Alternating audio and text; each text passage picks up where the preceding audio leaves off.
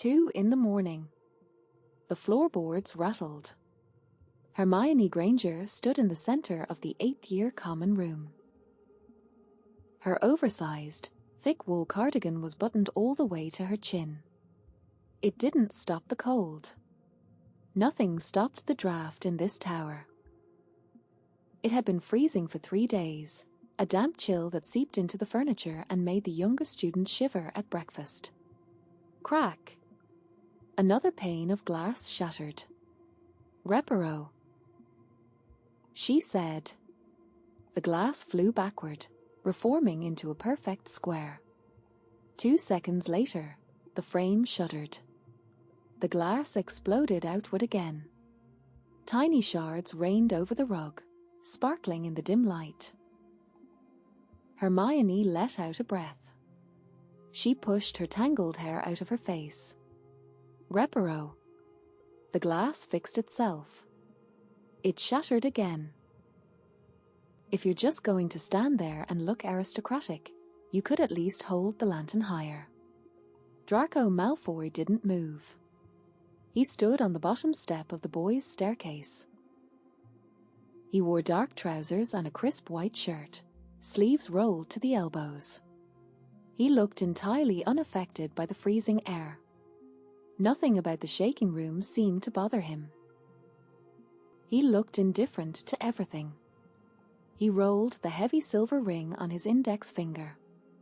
Once. Twice. I'm holding the lantern perfectly still. Granger, he drawled. His voice was quiet. Flat. It's your frantic pacing that's making the shadows move. I'm not pacing. You've worn a track into the rug. I am attempting to stop the common room from falling apart. And doing a brilliant job of it, he noted. She glared at him. He didn't blink. They had been head students for 3 weeks. They had spoken exactly 4 times. Usually, he just stood in the corner of meetings, radiating cold distance, while she organized the prefects. It drove her mad. She wanted to hold the school together. She needed to fix everything that was broken. She was determined to prove that the 8th years could be leaders, not just casualties. He was acting like a ghost. He took up space, but he didn't contribute. He refused to argue. He didn't lead. He just existed, quiet and contained. The room gave a violent lurch. A stack of heavy arithmancy textbooks tumbled off the coffee table, hitting the floor with a loud smack. Help me fix the window, Malfoy. It's a magical tremor, Granger. Repairing the glass won't stop the source. I know that, she snapped. Her voice was too loud for the middle of the night. But the wind is freezing. If I don't fix the window, the younger years on the floor below are going to wake up. They're already awake. The whole tower is shaking. Then do something useful instead of just narrating the disaster. He watched her. His eyes were pale in the shadows. He rolled the ring on his finger again. She squeezed her eyes shut. She was so tired. Her bones ached. She just wanted to sleep. She wanted to sleep for a week. She had been running on 4 hours of sleep a night since term started. There was always a crisis. Someone always needed her to solve a problem. The rebuilding was never finished. Just cast a stabilizing charm on the frame, she said, her voice finally losing its sharp edge. He stepped off the stairs without a word. He crossed the room with that same rigidly perfect posture, stopping 2 feet away from her before raising his wand. Firm momentum. The spell hit the window frame. A faint blue light settled over the wood. Hermione raised her wand. Reparo. The glass knit itself back together. It held. The wind stopped howling through the breach. She dropped her arm. She let out a long breath. "See?" she said. "Was that so difficult?" "I never claimed it was difficult," he said. "I claimed it was pointless." "It's not pointless. It keeps the cold out. For now. You are infuriating. So I've been told." He didn't sound insulted. He sounded bored. It made her want to throw a textbook at his head. Then the fireplace roared. The flames turned violently green.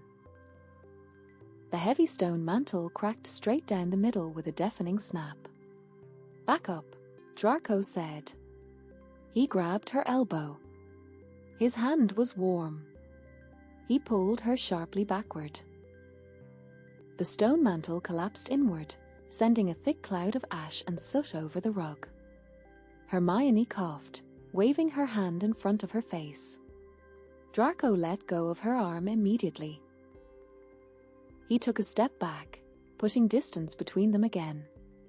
The room went freezing cold. The green flames in the hearth died out. The room plunged into darkness.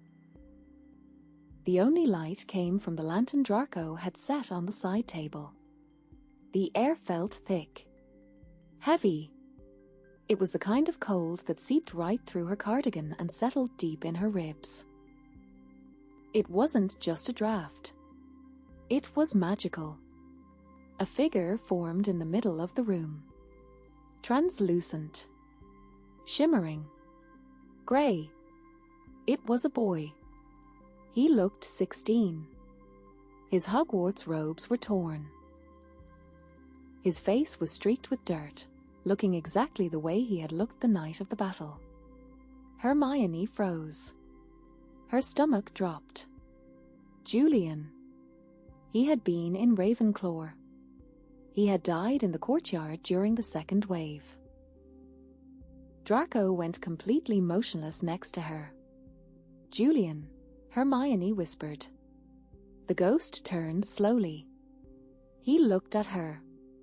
His eyes were blank. Sorrowful. He opened his mouth. A terrible, echoing sound filled the room. It sounded like wind howling through a tunnel. The floorboards rattled harder. The remaining windows groaned in their frames. The table shook. "Stop!" Hermione yelled over the noise. "Julian, please." The ghost didn't stop. The noise grew louder. It scraped against her eardrums. It rattled her teeth. Draco stepped forward. He put himself between Hermione and the ghost. "Granger, get out of the room." "No. It's an unstable manifestation. Leave." "I'm not leaving." She stepped around him, refusing to hide. She stood shoulder to shoulder with him, facing the ghost. "Julian, can you hear me?" The ghost stopped. The howling cut off instantly. The room went dead silent. The shaking stopped. The sudden quiet was deafening. Julian hovered silently in front of them. He didn't look angry. He just looked eternally tired. "You're together," the ghost said. His voice echoed, dropping the temperature in the room by another 10 degrees. Hermione frowned. She glanced at Draco. He kept his eyes fixed straight ahead, his profile cut from marble. "We're the head students," Hermione said slowly. "We're in charge of the dorms. I didn't think you'd be together." Julian drifted closer. He stopped just inches away from them. Draco didn't step back. He held his ground. "What do you want, Julian?" Draco asked.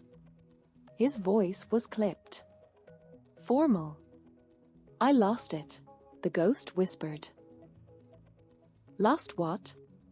Hermione asked. The locket. It fell. In the courtyard. I can't leave without it. She gave it to me. Hermione knew exactly who he meant. His younger sister. Her chest felt heavy. She rubbed the sleeve of her cardigan, her fingers pressing hard over the scar on her arm. Julian, or the courtyard, was cleared months ago. Everything was moved. The rubble was all swept away. I can't leave without it, the ghost repeated.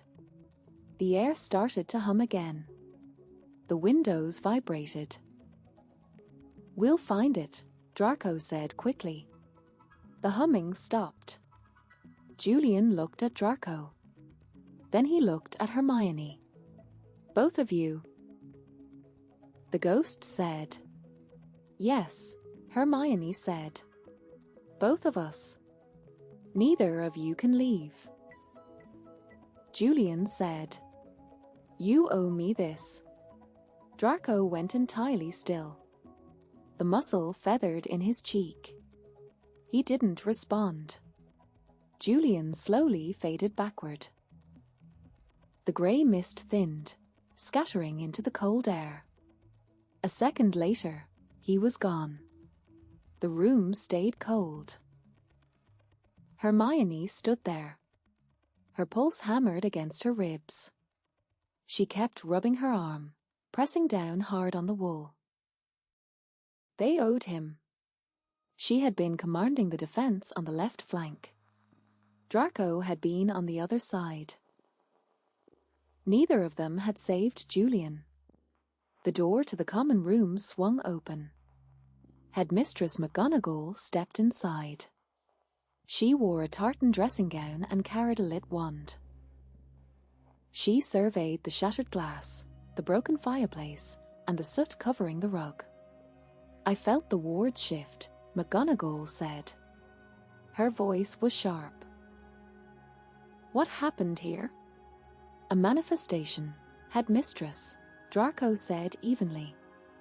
A student from the battle. McGonagall's expression softened, just slightly. Who? Julian. Hermione said.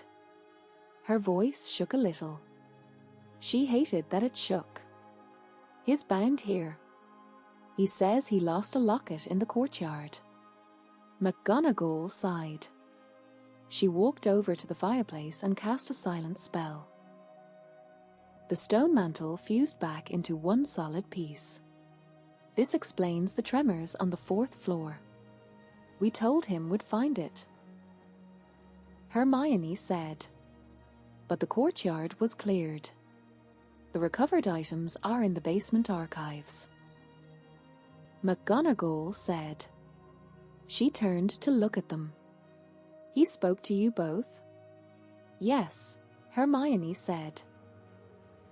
Did he speak to anyone else? No one else is out here, Draco said. Ghosts of trauma are particular. McGonagall said, watching them closely. If he manifested for the two of you, he has tied his unfinished business to you. He won't speak to anyone else. And he likely won't rest until you resolve it. Hermione nodded once. I'll go to the archives tomorrow night. We will both go, Draco said. Hermione looked at him. He didn't look back. He said both of you, Draco said, his tone perfectly flat. If I don't go, he'll likely tear down the tower. McGonagall nodded. Very well. You have permission to be out of bounds after curfew. Work together. Find his locket. Put him to rest before he breaks the structural wards completely. McGonagall turned and left the room, the door clicking shut behind her. The silence rushed back in. Hermione looked around the messy room. The glass was fixed, but the soot remained. the chill remained. She was so exhausted she could barely stand. Between NEWT prep, perfect schedules, and first years who panicked at the sound of the wind, she was running on empty. Now she was expected to crawl through the dusty archives with Draco Malfoy. He was a walking reminder of everything she wanted to forget. She rubbed her arm furiously, glaring at the empty space where the ghost had vanished. Draco watched her hand. He went completely motionless again. He watched her fingers press into the thick wool of her cardigan, right over the spot where the scar was. "Don't expect me to do all the reading," she said, breaking the silence. Her voice was brittle. "I wouldn't dream of it, Granger." He turned on his heel. Without another word, he walked up the stairs to the boys' dormitory, leaving her alone in the cold. Part 2. The library archives. Midnight in the restricted section smelled like dust and old leather. Draco Malfoy hated it. He hated the smell. He hated the silence. Most of all, he hated the way the shadows in the aisles made him feel like he was back in the manor, waiting for a curse to hit him from the dark. He carried a stack of 5 heavy, iron-clasped tomes against his chest. They weighed a stone each. He didn't use a levitation charm. He wanted the physical weight. It gave him something to focus on besides the witch pacing at the end of the aisle. He reached the long oak reading table. He set the books down on the far right edge. Hermione Granger had claimed the far left edge. She had already constructed a fortress of parchment, inkwells, and reference texts around her chair. Draco kept an exact distance of 4 feet between his stack and hers. He didn't want to be here. He didn't want to be near her. He was poison, and he knew it. Every time she looked at him, he saw the war in her eyes. He saw the manor. He saw the blood on the drawing room floor. He didn't deserve to sit at the same table as her. But a ghost was holding the 8th year tower hostage, and McGonagall had trapped them together. "Right," Hermione said. She turned around. She was wearing that ridiculous, oversized wool cardigan again. It looked like it belonged to a fisherman. It swallowed her whole. "I've divided the search parameters," she announced. She tapped a sharply drawn grid on her parchment. "First, we scan the index of each tome for mention of transitional binding objects. Second, we cross-reference any mention of silver lockets with post-mortem trauma manifestations. Third, we map the courtyard's debris sweep schedule from May. Fourth, we isolate the magical signature of the Ravenclaw dormitories." Draco pulled out his chair. The wood scraped against the stone floor. The sound echoed in the quiet library. He sat down. He didn't look at her grid. He pulled the first iron-clasped tome toward him. "Read the book, Granger," he said. She paused. "I am establishing a methodology. You're stalling," he said. He flipped the heavy cover open. The pages smelled like dry rot. "Because you don't know what you're looking for." "Neither do I." "So, read." She glared at him. He could feel her glare burning against the side of his head. He didn't look up. He kept his eyes perfectly level on the text. A moment later, she pulled out her chair and sat down with a huff. She opened her first book. She didn't just read it. She attacked it. She dragged her finger down the page, her quill scratching violently against her parchment every few seconds. She was making notes at a furious pace, as if she could banish the ghost by sheer academic force. Draco watched her out of the corner of his eye. It was exhausting just looking at her. She never stopped moving.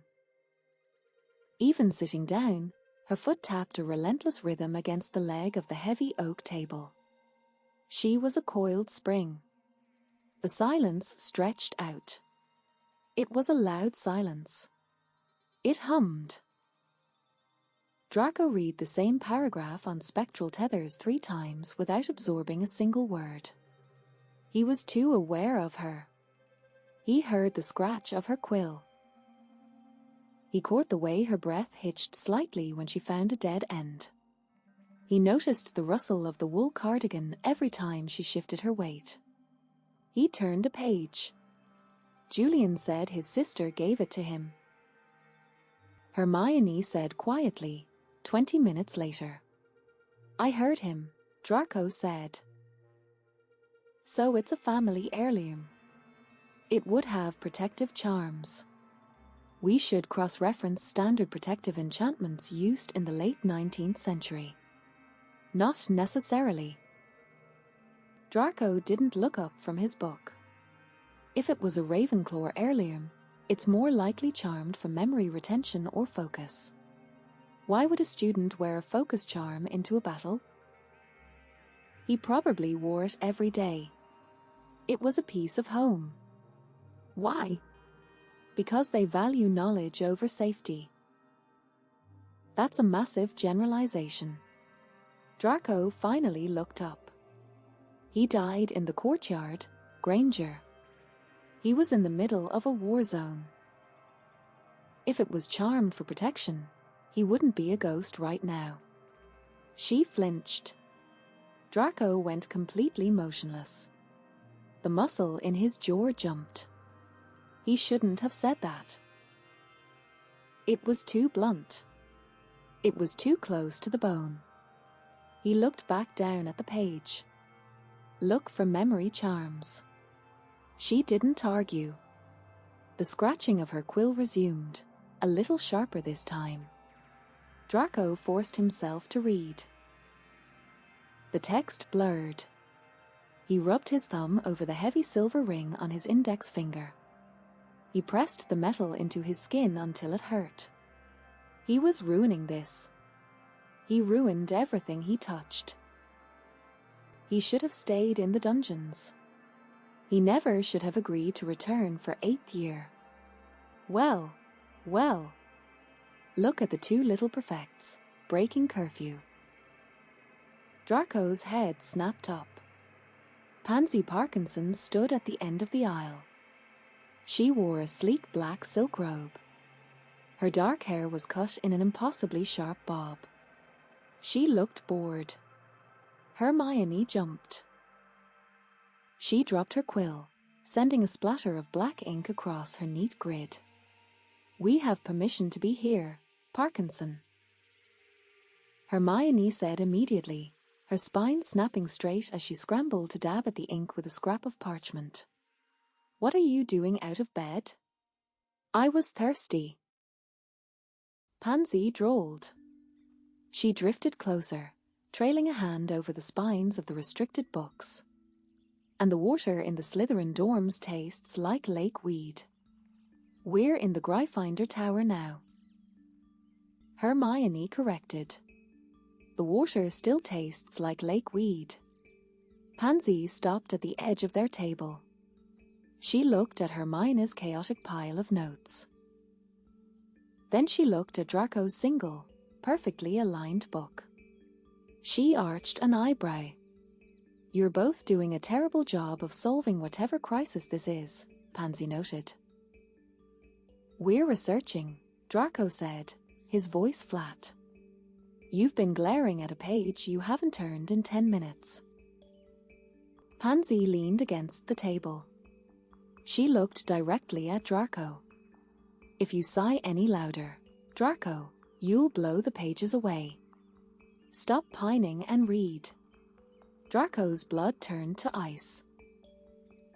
I'm not pining. Right. And I naturally have perfect posture. Pansy rolled her eyes. It's embarrassing. You look like a kicked croup." Hermione looked back and forth between them, her brow furrowed in utter confusion. What is she talking about? "Nothing," Draco said instantly. He shot Pansy a venomous glare.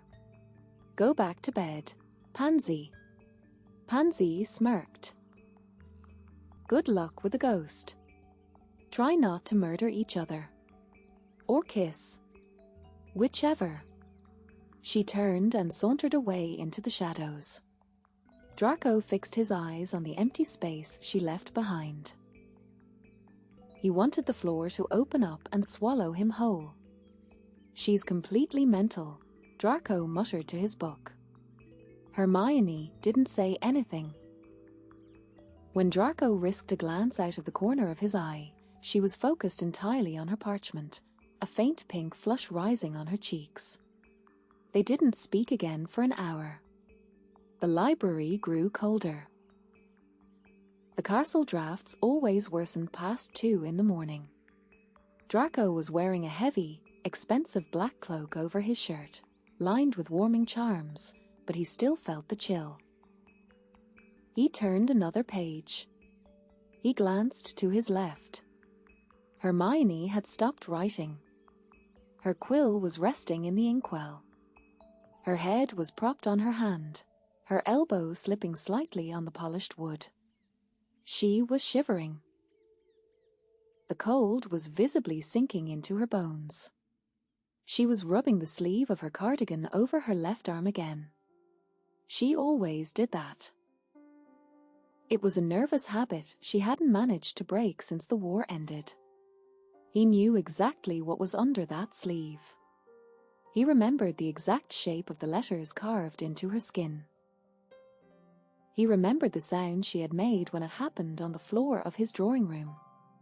The knowledge made him feel violently sick to his stomach. He had stood there and done absolutely nothing to stop it. Her eyes drooped. She blinked rapidly, trying to force them open. She picked up the quill. She wrote half a word, then her hand went slack. Her head slipped off her hand. She caught herself. She sat up straight, aggressively adjusting her cardigan. "Go to sleep, Granger," he said quietly. "I'm awake," she said. Her voice was thick with exhaustion. "You're falling over. I have to finish the translation on this page. I'll finish it." She looked at him. Her eyes were glazed. "You don't read ancient runes." "I read enough. It's a dialect." "Granger." He kept his voice steady. "Go to sleep. I will wake you if the ghost appears." She glanced at her parchment. Then she turned to the heavy book. She didn't have the energy to argue. The fight had drained completely out of her. She crossed her arms on the desk and rested her head on them. 10 minutes. She mumbled into the wool. 10 minutes, he agreed. She was asleep in 30 seconds. Her breathing evened out. The deep, exhausted sleep of someone who hadn't rested properly in months. Draco watched her. He didn't move for a long time. He just sat there, listening to the quiet sound of her breathing. It was the most peaceful sound in the entire castle. She shivered in her sleep. The draft was cutting straight across the table. Draco stood up. He unclasped the heavy black cloak from his shoulders. He walked around the table. He moved silently, careful not to let his shoes scuff the stone. He stopped behind her chair. She looked entirely different when she was asleep. The fierce, relentless energy was gone. She just looked small.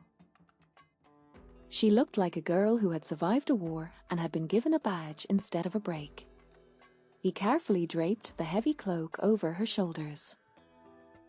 The thick, charmed fabric settled around her, completely covering the oversized cardigan and blocking the draft entirely. She let out a soft, contented sigh in her sleep, leaning instantly into the warmth. Draco didn't pull away. His hand lingered on the back of her wooden chair. His fingers brushed the very edge of the cloak, right where it touched her shoulder. It was the closest he had been to her without arguing in months. He stayed there for just a fraction of a second. Just long enough to feel the warmth radiating from her, and to pretend, just for a moment, that he was allowed to be this close to her. Then the guilt slammed back into his chest. He pulled his hand back quickly, as if he had been burned. He returned to his side of the desk. He pulled her translation notes toward him. He picked up his quill, and he started to read. Part 3. The diary. Hermione Granger was losing her mind. She stood in the middle of a deserted fourth-floor corridor. The air smelled of chalk dust and old wood. Her wand was raised, a pale blue tracking charm glowing at the tip. She wasn't looking at the tracking charm. She was looking at the way her wand hand shook. It was the cloak. She couldn't stop thinking about the cloak. When she had woken up in the library at 5 in the morning, the heavy, expensive fabric had been wrapped securely around her shoulders. It had blocked out the freezing drafts completely. It smelled like cedar, old paper, and mint. She had folded it precisely. She had set it on his side of the desk. When Draco had returned from the restricted stacks, he had picked it up without a word. He hadn't mentioned it. She hadn't mentioned it. They had spent the next 3 hours mapping a magical resonance trail in utter, deafening silence. It was maddening. He was maddening. She wanted him to be the selfish, arrogant boy she had always known. It was easier to handle him when she could just hate him. But selfish boys didn't drape their own cloaks over shivering girls in freezing libraries and then pretend they hadn't done it. The resonance is fading, Granger. His voice cut through the dark. She blinked, snapping her attention back to the present. He was standing 3 paces behind her. He always stayed exactly 3 paces behind. "I know," she said, her voice entirely too sharp. "I'm tracking it. You've been glaring at the wall. I'm concentrating.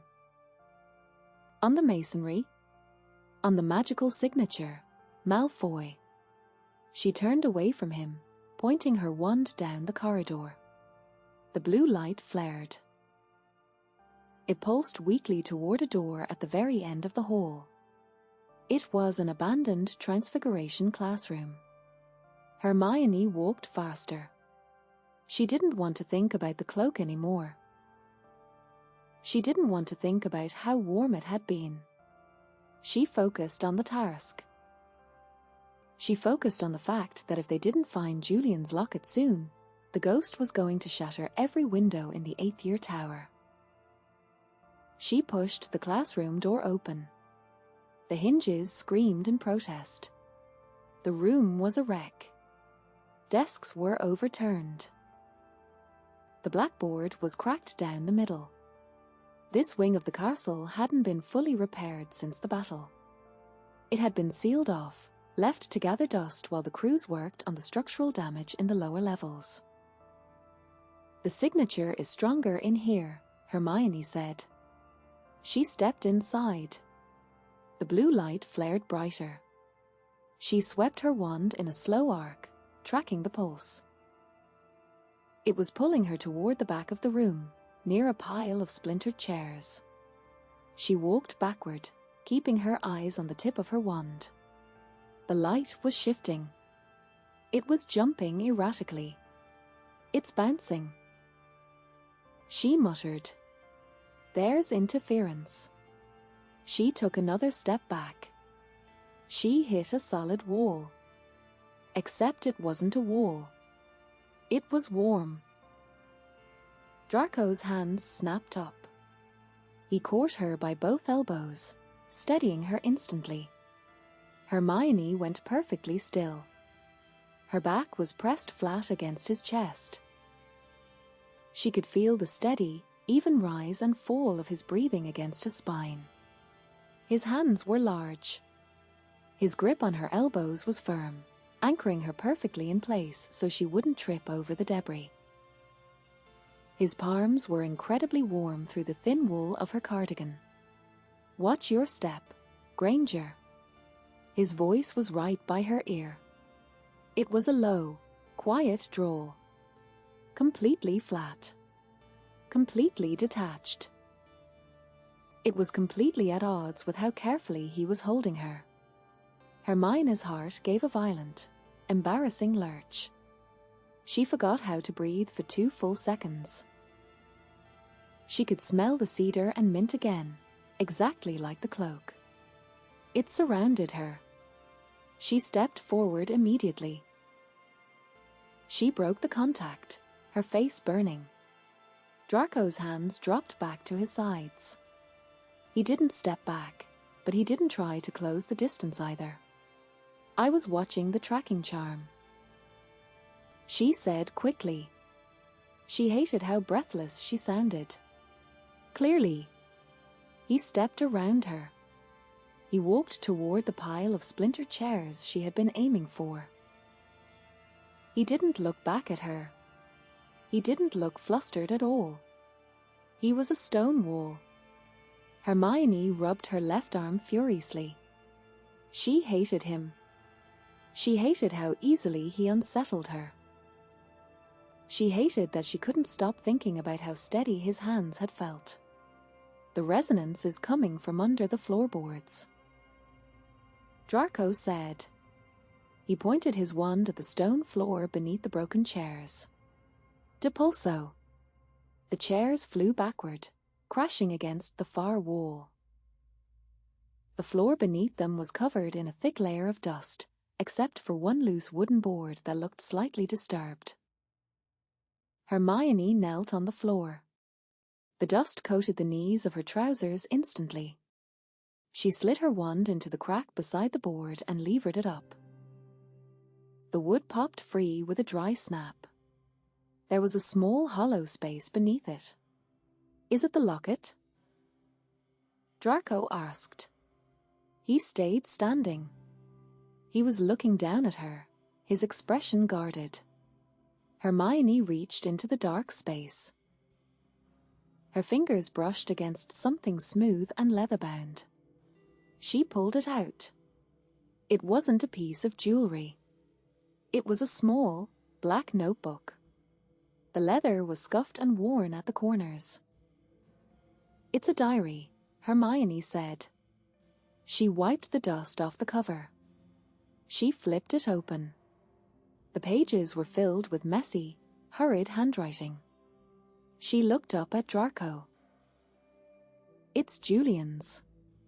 The magical signature is identical to the one he left in the common room." Draco's jaw tightened. "Does it say where he lost the locket?" "I don't know. I have to read it. Then read it." Hermione hesitated. The floor was filthy. The air was freezing. But the tracking charm had exhausted her, and she didn't want to carry the book all the way back to the library. She shifted, sitting cross-legged on the dusty floor. She rested the diary in her lap. Draco watched her for a moment. Then, with a quiet sigh, he lowered himself down. He sat on the floor beside her. He didn't complain about the dust on his expensive trousers. He just crossed his legs and leaned slightly closer to look at the pages. He was close enough that their shoulders were almost brushing. Hermione swallowed hard. She forced her eyes down to the ink. She turned to the first page with writing on it. The entries started in September of their 6th year. They were mundane at first. Complaints about Charm's homework, A note about a girl in Hufflepuff. A drawing of a snitch. Hermione turned the pages faster, scanning for mentions of a locket. As the dates moved into their 7th year, the handwriting changed. It grew frantic. The ink was heavily pressed into the parchment, the letters jagged. They took Professor Burbage today. Hermione's breath hitched. Draco went completely still beside her. She turned the page. The Carrows are making us practice the Cruciatus on first years. I refused. A Micas hit me so hard my vision went black.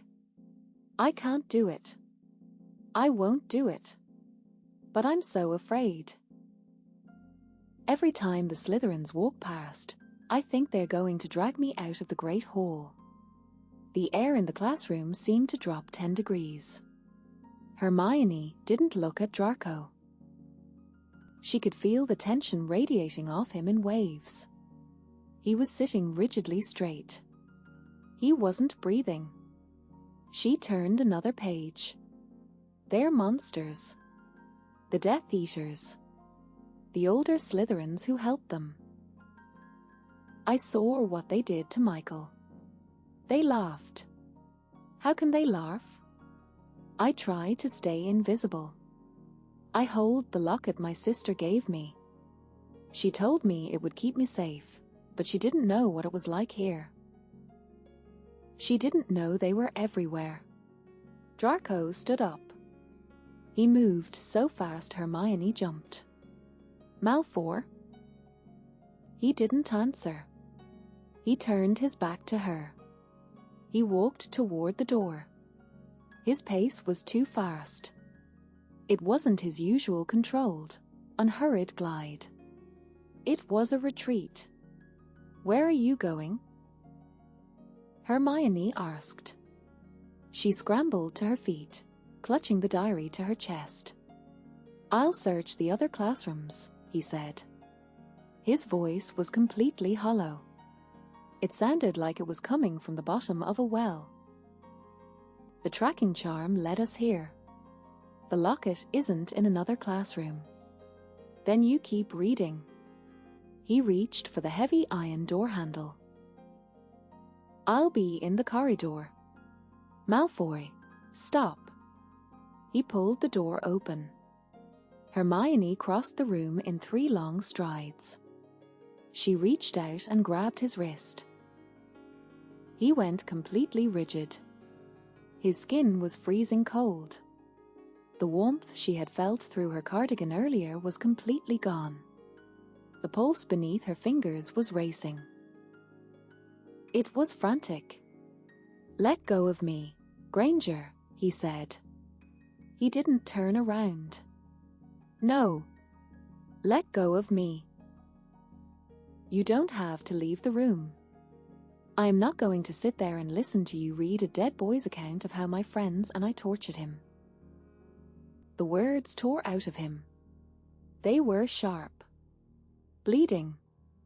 Hermione gripped his wrist tighter. She refused to drop her hand. You didn't torture him.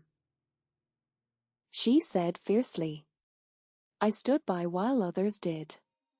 He finally turned his head to look at her over his shoulder. His pale eyes were bright.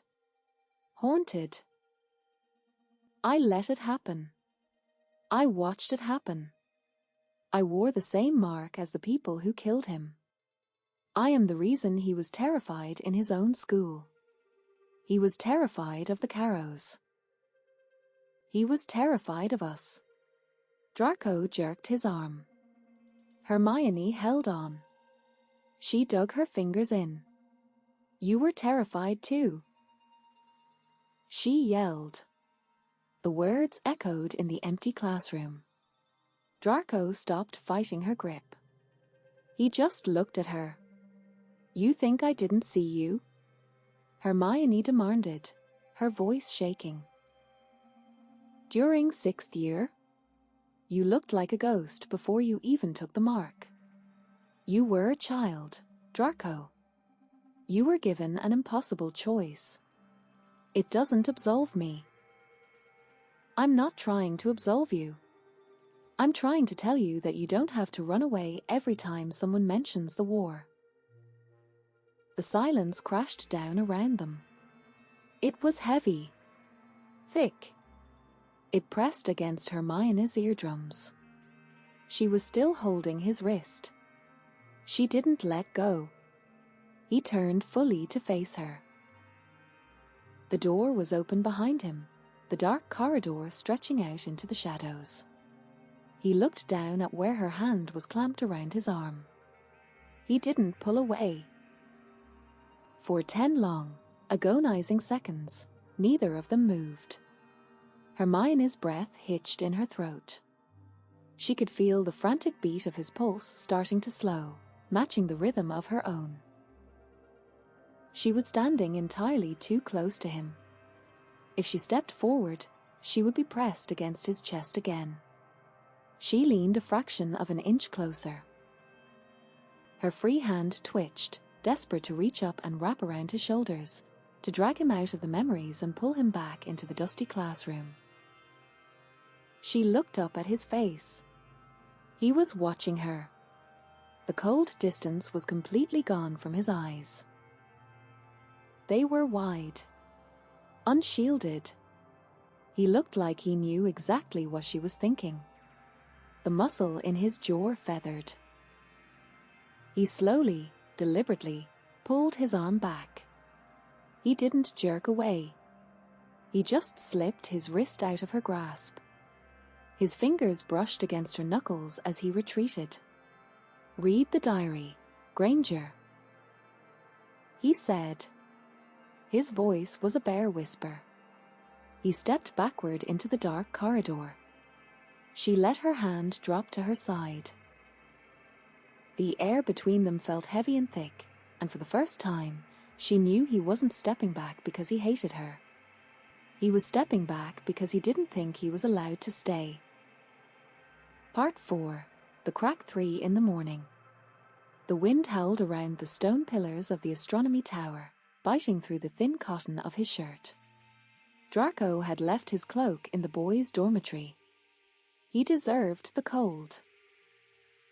He pressed his back against the rough stone wall, sliding down until he was sitting on the freezing floor. He pulled his knees up, resting his arms on them.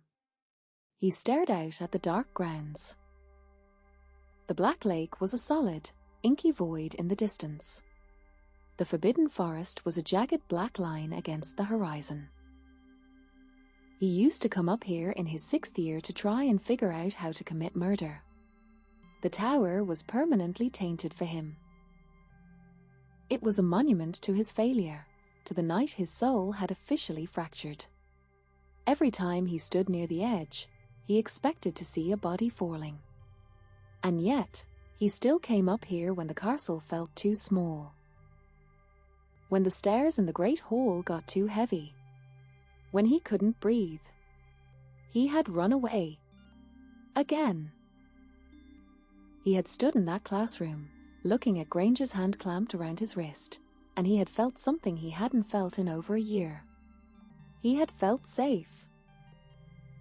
For 10 seconds, anchored by the impossible grip of a girl who had every reason to want him dead, the crushing weight in his chest had vanished. And then he had remembered who he was. He had pulled away. Because he always ruined the things he touched, and she was the one thing in this castle that was still entirely good. "You were a child, Draco." Her words echoed in his head, louder than the wind. She had yelled it at him. She had defended him. To his own face. It didn't make any sense. Granger didn't excuse Death Eaters. She didn't offer mercy to the people who had stood by while her friends were tortured. But she had looked at him with those wide, fierce eyes, and she had seen him. Not the heir to the Malfoy fortune. Not the coward who had lowered his wand on the astronomy tower. Just him. He rubbed his thumb over the heavy silver ring on his index finger. The metal was ice cold. He had come up to the tower because the tracking spell he had cast after leaving her had pointed up here. The locket was somewhere on this level. Julian had likely tried to hide here during the battle, before the fighting had forced him down into the courtyard.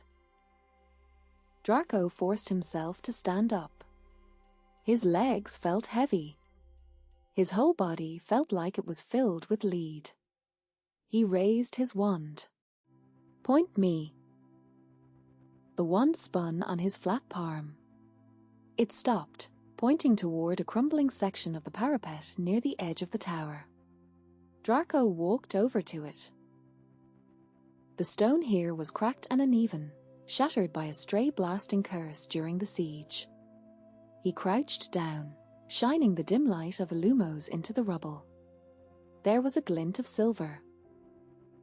He reached into the gap between the broken stones. His fingers brushed against cold metal. He closed his hand around it and pulled it free. It was a small, oval locket. The silver was tarnished, the chain snapped in half. There was a delicate raven etched into the front. He held it up to the light of his wand. As soon as the light hit the metal, the locket hummed. It wasn't a soft, resonant hum. It was a violent, vibrating screech that shot straight up Draco's arm. Before he could drop it, the curse triggered. The world tilted on its axis. The dark sky vanished. The wind stopped. Instead, the sky above him tore open with a blinding flash of green light. The sound hit him next. It was deafening. Screams. Explosions. The sickening crunch of stone collapsing on bone. No, Draco thought, his mind scrambling to pull back. No, I'm not there. It's over. But the locket was anchored by a memory curse. It was Julian's last memory. The sheer terror of a 16-year-old boy trapped in a war zone, amplified by the dark magic that had saturated the castle that night. Draco saw the courtyard. He saw the Death Eaters advancing. He saw the flash of spells, the bodies on the ground, the blood seeping into the cracks of the stone. He heard Fenrir Greybark laugh. The sound of that laugh tore through Draco's skull. It was the same laugh he had heard in his own drawing room. The laugh that had haunted his nightmares every single night since the war ended. He tried to drop the locket. His fingers wouldn't open. They were locked around the silver metal, paralyzed by the dark magic pouring into his veins. The memory shifted. He was looking down at Granger on his drawing room floor. He heard Bellatrix screaming. He heard the knife. Stop! Draco gasped. His knees buckled. He hit the stone floor hard, but he didn't feel the impact. He was drowning in it. The guilt. The terror. The absolute, suffocating certainty that he was a monster. The dark mark on his left forearm began to burn. It was a phantom pain, a psychosomatic echo of the night he had taken it, but it felt entirely real. It felt like his flesh was melting off the bone. He couldn't breathe. His lungs locked up. The air was gone. He was suffocating on the smoke and the ash and the smell of dark magic. He managed, with a violent jerk of his arm, to throw the locket. It hit the far wall with a sharp clang. The visions stopped. The green light vanished. The dark sky and the cold wind rushed back in. But the panic didn't stop. Draco scrambled backward, his boots slipping on the stone. He hit the wall and curled into a tight ball, his hands clutching his chest. He was gasping, dragging ragged, tearing breaths into his lungs, but it wasn't enough. He was still suffocating. He squeezed his eyes shut. A violent, uncontrollable tremor rattled his teeth and turned his limbs to jelly. He was dying. He couldn't get any air. The phantom sounds of the screaming were trapped inside his head. They were a permanent part of him. Malfoy. The voice was distant. Muffled. He didn't open his eyes. He couldn't. The world was spinning too fast. Footsteps pounded against the stone stairs, racing upward. Malfoy, where are you? Granger. He tried to speak. He tried to tell her to stay away from him. To run. To save herself before the darkness inside him swallowed her too. All that came out was a broken, desperate gasp. He heard the footsteps stop. He heard a sharp intake of breath. Then, she was there. She didn't hesitate. She didn't ask what was wrong. She didn't stand over him and demand an explanation. She dropped to her knees right beside him on the freezing stone. Draco, she said. Her voice was firm. Steady. He couldn't look at her. He kept his eyes squeezed shut, his head buried against his knees, his hands clamped over his ears. He was shaking so hard he couldn't stay upright. He started to tilt sideways. She caught him. She moved in, completely ignoring the invisible barrier he had spent 3 weeks trying to build between them. She slid one arm around his back and the other over his shoulders, pulling him firmly against her.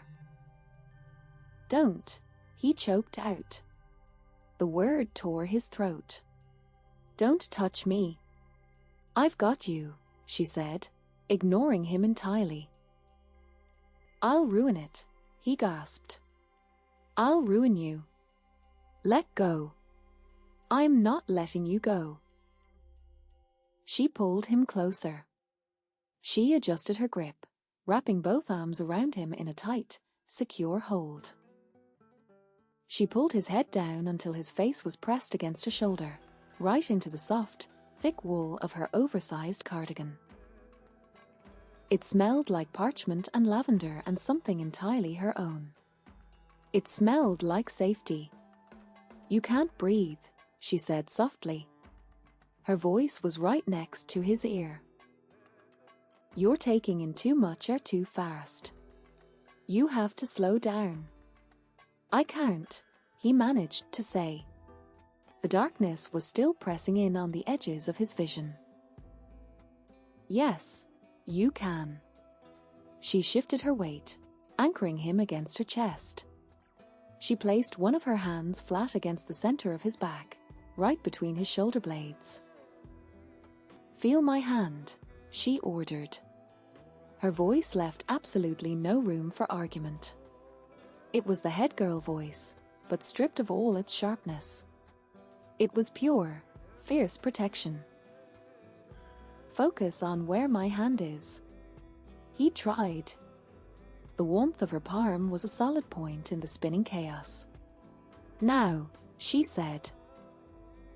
Breathe in when I count to 3. 1, 2, 3. In. He tried to draw a breath. It hitched, catching in his chest. It's okay. She whispered. Her hand rubbed a slow, steady circle on his back. Try again. 1, 2, 3. In. This time, the air made it into his lungs. Hold it. She said. 1, 2, 3. Out. He exhaled. The breath shuddered out of him in a long, broken sigh. Good. She murmured. Her hand kept moving in that slow, grinding circle. Again. In. They stayed like that for what felt like hours. He lost track of time. He lost track of the biting cold that was sweeping across the flagstones. The only things that existed were the rhythm of her counting, the solid, unwavering warmth of her hand pressing between his shoulder blades, and the smell of lavender clinging to the thick wool of her cardigan. He focused entirely on the sensory input she was providing. He focused on the rough texture of the wool against his cheek. He focused on the incredibly steady beat of her heart against his chest. He focused on the way her lungs expanded and contracted, forcing his own body to mimic the slow, even pace. Slowly, agonizingly, the panic began to recede. The thick, suffocating blackness retreated to the corners of his mind. The phantom burning in his left arm faded to a dull, manageable ache. The ringing in his ears quieted, eventually replaced by the lonely sound of the wind rushing past the broken stone of the tower. His lungs unlocked. His breathing slowed, matching the even, steady rise and fall of her chest against his side. The violent shaking in his limbs downgraded to a faint, exhausted tremble. He was still slumped against her, his face buried in her shoulder. He should pull away. He had his breath back. He had his mind back. He should apologize, stand up, and re-establish the distance. But his body absolutely refused to give up the warmth. He felt entirely drained, hollowed out by the adrenaline and the terror. And she was holding him like he was something worth holding. She hadn't relaxed her grip. Her arms were still wrapped tightly around him, keeping him anchored to the floor. "Are you back?" she asked quietly. "Yes," he whispered. "Good." She didn't let go. Instead, she shifted slightly, making herself more comfortable against the cold stone wall. She kept him tucked against her side. He slowly opened his eyes. The world was dark, illuminated only by the faint glow of the stars above them. He looked down. His hand was resting on the floor, inches away from her knee. It was the locket. Draco said. His voice was rough. Exhausted. "I found it." It was cursed with a memory of the battle. Hermione's hand stopped rubbing his back. It rested flat against his spine, a heavy, reassuring weight. "A trauma loop," she said softly. It forces the victim to relive the worst moments of the creator's life. Julian must have poured all his terror into it before he died. It was. Draco swallowed hard. It was bad. "I know." She reached up with her free hand. Draco braced himself, fully expecting her to push him away now that the crisis was over.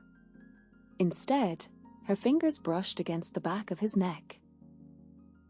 They tangled lightly in the short, fine hair at the nape of his neck. He went completely still. She ran her fingers gently through his hair. The touch was incredibly soft.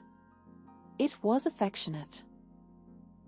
It was the kind of touch you gave someone you cared about, not the boy who had made your life a living hell for 6 years. You don't have to pretend you're not exhausted. She whispered into the dark. "Not right now. Not with me." Draco closed his eyes. The last of his armor shattered. It didn't crack. It completely dissolved, leaving him entirely exposed. He had spent his whole life pretending to be strong, pretending to be indifferent, pretending that nothing touched him. He had built walls of ice around himself to survive his father, to survive Voldemort, to survive the suffocating guilt of the aftermath. And she had bypassed all of it simply by sitting on a freezing stone floor and running her fingers through his hair. He turned his face slightly, pressing his forehead fully into the crook of her neck. She didn't flinch. She let out a soft, contented sigh, leaning her head against the stone wall. Her fingers kept moving in a slow, soothing rhythm through his hair. "Why did you follow me?" he asked quietly. His voice sounded utterly wrecked. "Because you were running away," she said. She didn't sound angry. She just sounded immensely tired. "I was trying to protect you." "From what?" "From me." He squeezed his eyes shut. "From this. You shouldn't have to deal with this. You fought a war. You saved the world. You shouldn't have to sit on a freezing floor in the middle of the night to hold a Death Eater together. Stop calling yourself that. It's what I am, Granger." Her hand paused. "Draco." It was the first time she had used his given name. It sounded different coming from her. It sounded like a promise. "You are not dangerous. You're just broken. And you're allowed to be broken." "I don't deserve this," he whispered. The truth tore out of him before he could stop it. "I don't deserve you being kind to me." "I'll decide what you deserve," she said fiercely. She adjusted her hold, wrapping her arm fully around his shoulders again, pulling him even closer. She tucked him against her side, sheltering him from the biting wind. He didn't fight her. He let go of the control he had been clinging to for years. He wrapped his own arms tightly around her waist. He pulled her flush against him, burying his face in the soft wool of her cardigan, closing his eyes, and finally letting himself be held. The wind howled around the astronomy tower, but Draco didn't feel the cold anymore. He stayed on the floor, wrapped in the arms of the girl he had been terrified to touch, and for the first time since the war ended, he actually believed he was going to survive. And maybe, just maybe, he wouldn't have to survive it alone. Part 5. The morning after dawn was creeping over the horizon, painting the sky outside the 8th-year tower in pale streaks of violet and grey. Hermione Granger hadn't slept a wink. She sat cross-legged in the center of the plush red sofa, focusing on the small glass jar resting on the low wooden table. Inside the jar, the silver Ravenclaw locket lay completely still. She had sealed it with 3 layers of containment charms before carrying it down from the astronomy tower. It looked entirely harmless. It was just a tarnished piece of jewelry with a broken chain. It didn't look like something that had nearly torn Draco Malfoy apart. Hermione pulled her oversized wool cardigan tighter around her shoulders. She couldn't stop thinking about the way he had felt against her on the cold stone floor. She had spent the last 3 hours replaying every second of it in her head.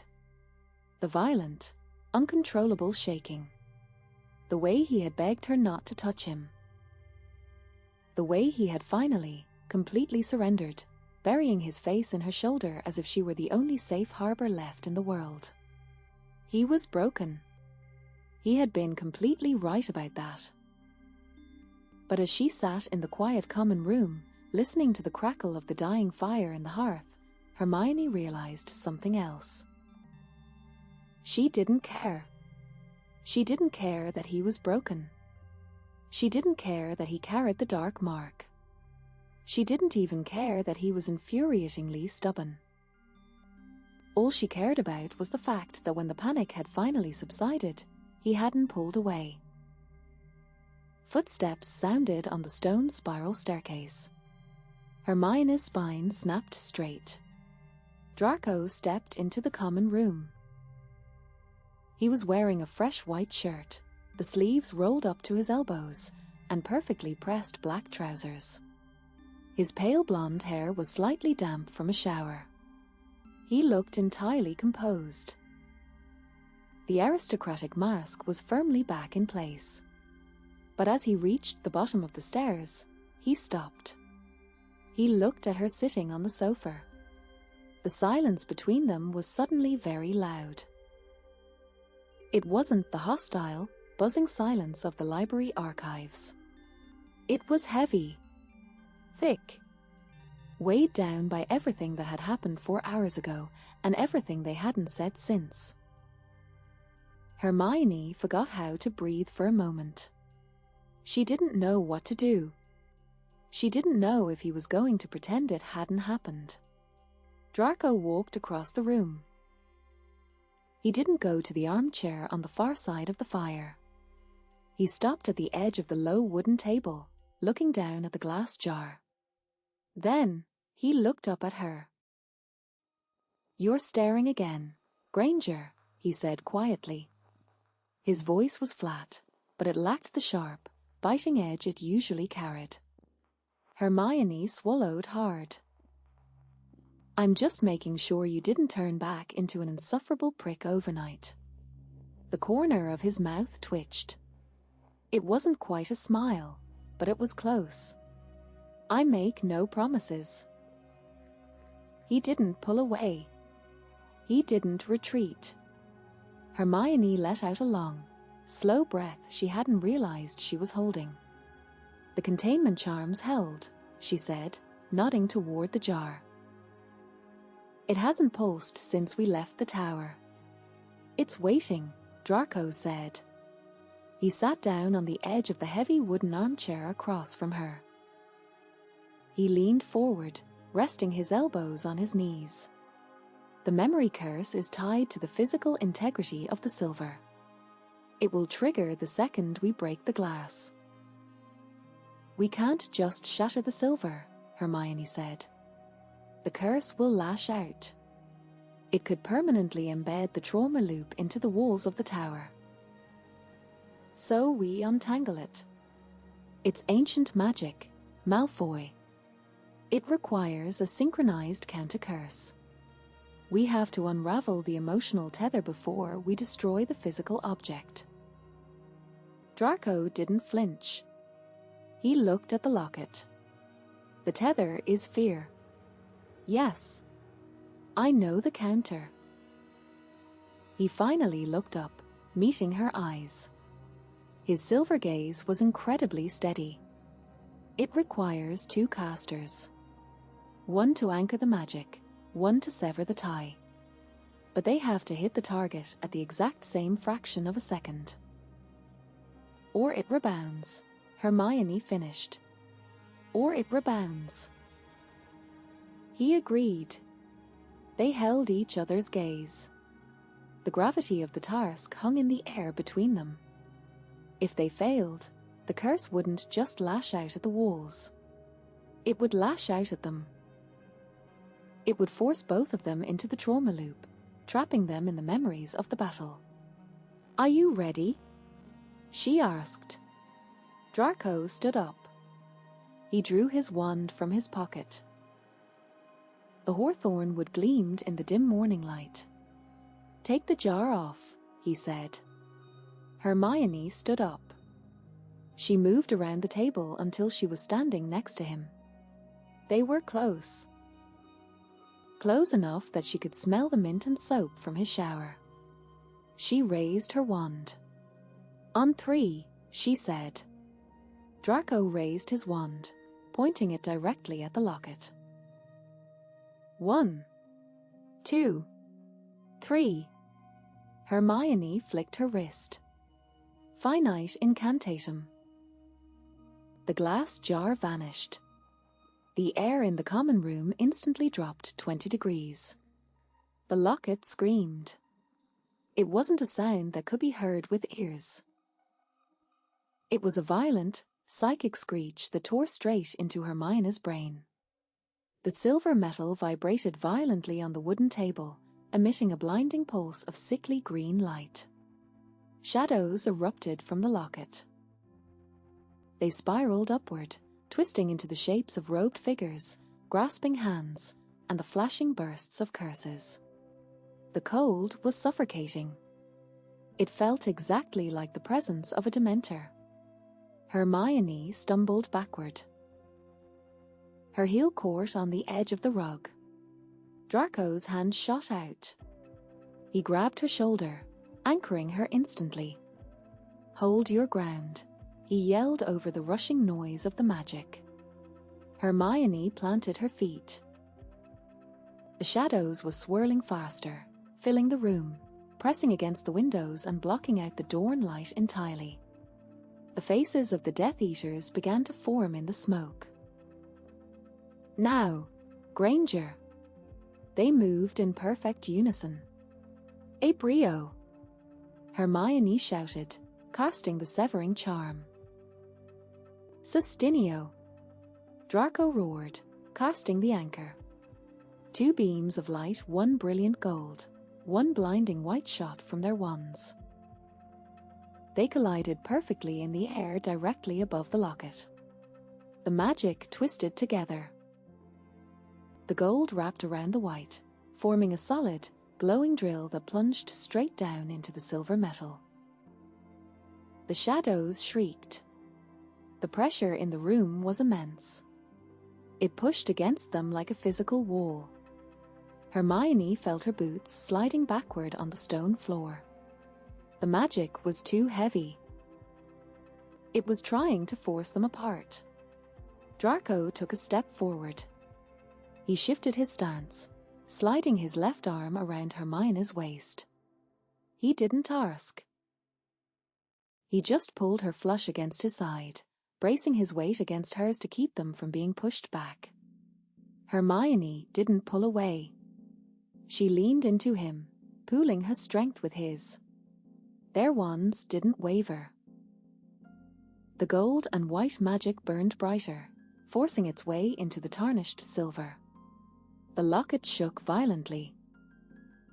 The green light pulsed one final, desperate time. Then, with a deafening crack, the silver split down the middle.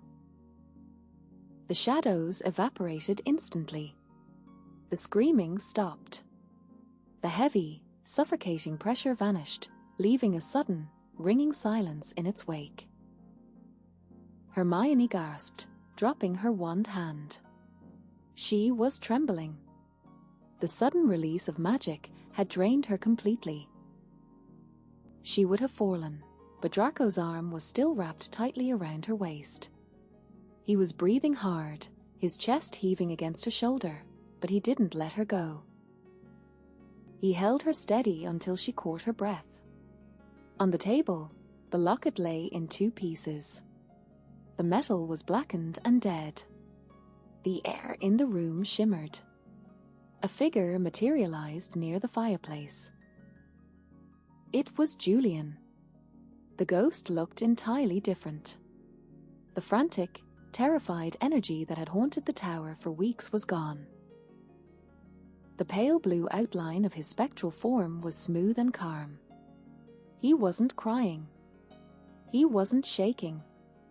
He looked like a normal 16-year-old boy. He glanced at the broken locket on the table, then offered Hermione a slow, deeply grateful nod. Hermione nodded back, a tight knot forming in her throat. Julian turned his head. He looked at Draco. Draco went completely rigid against her side. His hand tightened on her waist. Hermione knew exactly what he was expecting. He was expecting hatred. He was expecting the ghost to scream at him for what the Death Eaters had done. Julian didn't scream. He looked at Draco for a long, quiet moment. He looked at the hawthorn wand still gripped tightly in Draco's hand. He looked at the way Draco was holding Hermione, keeping her safe. Then, very slowly, Julian nodded to him too. It wasn't just gratitude. It was absolution. Draco's breath hitched audibly. Before either of them could speak, Julian turned toward the window. The first bright rays of the morning sun were finally breaking over the horizon, spilling through the glass and illuminating the dust motes dancing in the air. Julian stepped into the light, and quietly, peacefully, he faded away. The common room was completely silent. Hermione focused on the empty space by the fireplace. It was over. The curse was broken. The ghost was free. The 8th-year tower was safe again. Draco slowly lowered his wand. He didn't step away from her. Hermione turned her head. His eyes were locked on the spot where Julian had vanished, his pale eyes wide and unguarded. The tension had completely drained out of his shoulders. He looked lighter. He looked like a massive, crushing weight had finally been lifted off his chest. He turned his head and looked down at her. They were standing incredibly close. His arm was still around her waist. She could feel the heat radiating from his skin. For a long moment, neither of them moved. "It's over," Hermione whispered. "Yes," he said softly.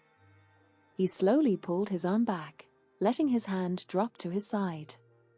Hermione instantly missed the warmth. She crossed her arms over her chest, suddenly very aware of how quiet the room was. Draco turned away from the table. He walked over to the plush red sofa where she had been sitting all morning. He didn't walk toward the stairs or retreat to his dormitory.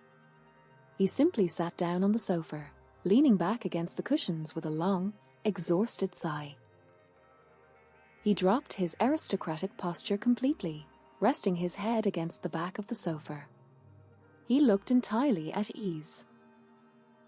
Hermione watched him for a moment. Her heart was beating a frantic, uneven rhythm against her ribs. She walked over to the sofa.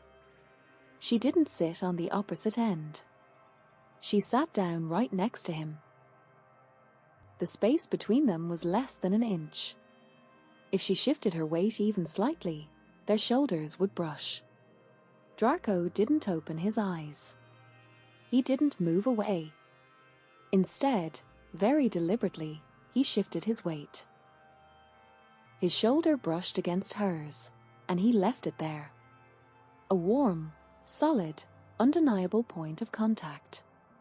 Hermione leaned back against the cushions, closing her own eyes. The sun continued to rise, flooding the common room with bright, golden light, and for the first time in a very long time, everything felt entirely right. Part 6. The aftermath. The 8th-year common room had been entirely peaceful for 3 days. No bookshelves had tipped over. No windows had shattered. The oppressive, freezing chill that had saturated the stone walls since September had completely vanished. The other 8th-years had spent the weekend cautiously celebrating, treating the sudden calm as a stroke of immense, unexplained luck. Draco Malfoy knew it wasn't luck. He sat in the heavy wooden armchair by the fireplace. The flames cast a warm, golden glow across the pages of the advanced potion-making text on his lap, but he wasn't reading it. He was listening to the sound of the spiral staircase. He had spent the last 3 days in a state of suspended animation. The ghost was gone. The trauma loop had been broken. The task McGonagall had forced upon them was officially complete. They didn't have an excuse to be near each other anymore. But the space between them hadn't closed. It hadn't rebuilt itself into the hostile, icy barrier they had maintained for the first month of term. Instead, it had shifted into something entirely new. In potions on Thursday, she had casually handed him a jar of lacewing flies without him asking, her fingers brushing deliberately against his. In the Great Hall on Friday, he had caught her looking at him from the Gryffindor table, and instead of looking away, she had held his gaze for 5 long, heavy seconds. It was terrifying. It was intoxicating. He was waiting for the other shoe to drop. He was waiting for her to wake up and realize that he was still a Death Eater, still a coward, still the boy who had watched her bleed on his drawing room floor. Julian's silent nod of absolution had lifted a crushing weight from Draco's chest, but it hadn't erased the past.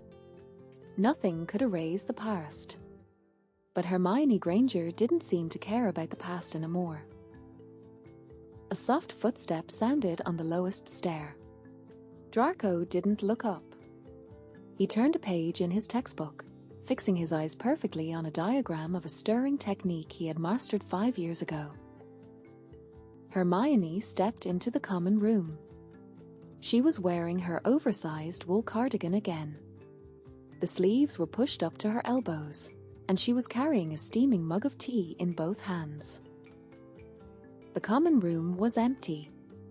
It was past midnight on a Sunday, and the rest of the 8th years had long since retreated to their dormitories. Draco waited for her to walk over to the plush red sofa. It was her preferred spot. It was where she always sat to grade first-year essays or read her massive, impossibly heavy reference books. She didn't go to the sofa. She walked straight across the rug toward the fireplace. She stopped right next to his armchair. Draco's pulse gave a hard, uneven thud against his ribs. He didn't look at her. He kept his eyes rigidly focused on the textbook. She didn't say a word. She just shifted her weight, turned slightly, and sat down directly on the wide wooden arm of his chair. Draco went completely still. She was inches away. If he leaned slightly to his left, his shoulder would press flush against her hip. He could smell the tea. It was chamomile and honey. Beneath it, he could smell the faint, clean scent of lavender that he had focused on for 3 hours while his mind tore itself apart on the astronomy tower. "You're not reading that," she said quietly. Draco finally looked up. She was looking down at him. Her brown eyes were bright in the firelight. Her hair was pulled into a loose, messy knot at the back of her neck, a few curls escaping to frame her face. "I am reviewing," he said. His voice was a low drawl. "You're reviewing a chapter on basic emulsion." She took a sip of her tea, the rim of the mug hiding the slight upward curve of her mouth. "You've known how to emulsify a potion since you were 11. It never hurts to be thorough. You haven't turned a page in 10 minutes. I am a very slow reader, Granger." She lowered the mug. The smile was fully visible now. It wasn't a sharp, victorious smirk. It was soft. It was the kind of smile she usually reserved for Weasley or Potter. Seeing it directed at him felt like a physical blow to his chest. "The tower is quiet," she said, shifting the subject seamlessly. "It is." Dean Thomas said he actually slept through the night without wrapping 3 blankets around his head. "A tragedy," Draco noted dryly. "I quite enjoyed watching him stumble down to breakfast looking like a reanimated corpse." Hermione laughed. The sound was quiet, meant only for the small space between them. It sparked a sudden, fierce heat in the center of his chest. "I suppose this means we don't have an excuse to break curfew anymore," she said. Draco closed the textbook. He rested it on his lap, turning his full attention to her. "Are you implying you want to break curfew?" "I'm implying that the headmistress will expect us to return to our regular patrol schedules." She traced the rim of her mug with one finger. "Separately. I'm sure you'll find a reason to drag me into trouble, Granger." "I didn't drag you into trouble. We were bound by the magic of the tower." "Right. Completely out of your control." "Entirely." The banter faded. It wasn't an abrupt stop. It just slowly drifted away, leaving a thick, charged silence in its wake. Hermione wasn't looking at him anymore. She was looking at the fire. The flames cast dancing shadows across the sharp line of her jaw and the soft curve of her throat. Draco watched her. He had spent 6 years looking at her with nothing but contempt. He had spent a year actively trying not to look at her at all. Now, he couldn't stop. He memorized the exact shade of brown in her eyes.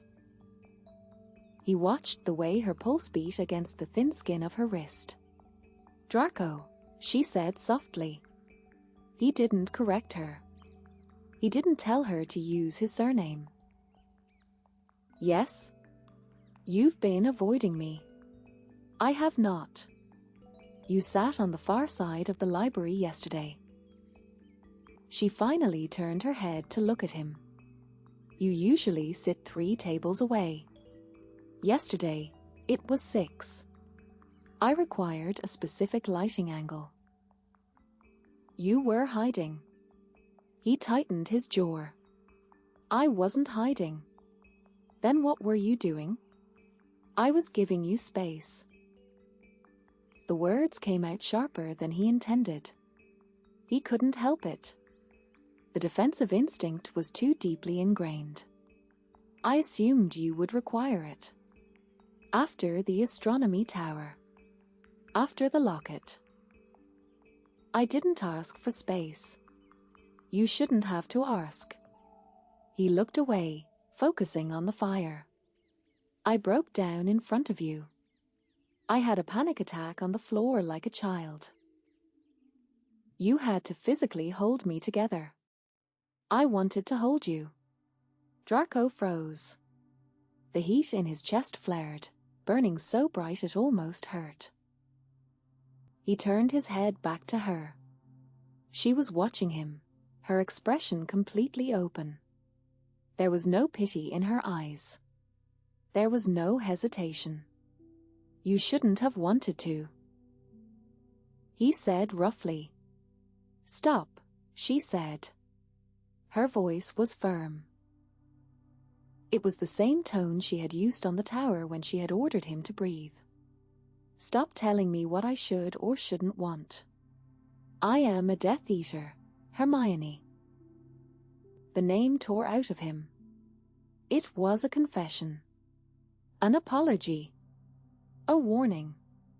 "You were a boy who made a terrible choice to survive," she corrected instantly. "And Julian forgave you." "I forgave you. It is entirely up to you when you decide to forgive yourself." She shifted on the arm of the chair. She turned fully toward him. "But you are not allowed to push me away," she added fiercely. "Not after this week. Not after the locket." Draco looked at her. He had nothing left. No armor. No defenses. No sharp, biting insults to hide behind. She had systematically dismantled every single wall he had built, simply by refusing to leave him alone in the dark. Moving before he could talk himself out of it, he reached up. His hands were perfectly steady as he wrapped his long fingers around the warm ceramic of her mug. Hermione blinked, surprised. She let go of the handle. Draco took the tea.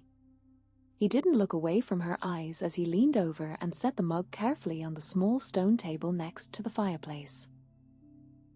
When he sat back, he didn't lower his hands. He reached out and caught her by the waist. Hermione gasped softly, but she didn't pull back. He gripped the thick wool of her cardigan, pulling her gently but firmly off the arm of the chair. She slid down effortlessly, landing directly in his lap. Her knees bumped against the armrest. Her legs tangled with his. The heavy textbook slipped off his lap and crashed onto the rug, but neither of them looked at it. Hermione's hands instantly came up, resting flat against his chest to steady herself. "Malfoy," she whispered. Her breath hitched. "Draco," he corrected, his voice a low, rough murmur. He slid his hands around to the small of her back, anchoring her against him. She was so warm. She fit perfectly in the space he had carved out. "Draco," she repeated. He looked up at her. Her face was inches from his. He could see the faint smattering of freckles across her nose. He could see the way her pupils were dilated, blowing out the brown iris almost completely. "Are you sure?" he asked. It was the only question that mattered. It was the only warning he was capable of giving her. Hermione didn't answer with words. She slid her hands up his chest, her fingers curling into the crisp cotton of his white shirt. She dragged her hands up to his shoulders, then slid them behind his neck, burying her fingers in his damp hair. She pulled his head down. Draco closed the final inch between them. He kissed her. It wasn't a desperate, frantic collision. It wasn't the violent clash of two enemies finally breaking. It was slow, deliberate, entirely real. He pressed his mouth against hers, letting the warmth of it sink straight into his bones. Hermione made a soft, incredibly quiet sound in the back of her throat, leaning heavily against him, deepening the kiss. Draco's hands tightened on her waist. He kissed her back, pouring everything he couldn't say into the motion. The apologies. The terror. The quiet, desperate realization that he was entirely in love with her. She kissed him like she already knew. They stayed there, tangled together in the armchair, while the fire popped and crackled in the grate. The cold draft in the 8th year tower was finally, permanently gone. The end.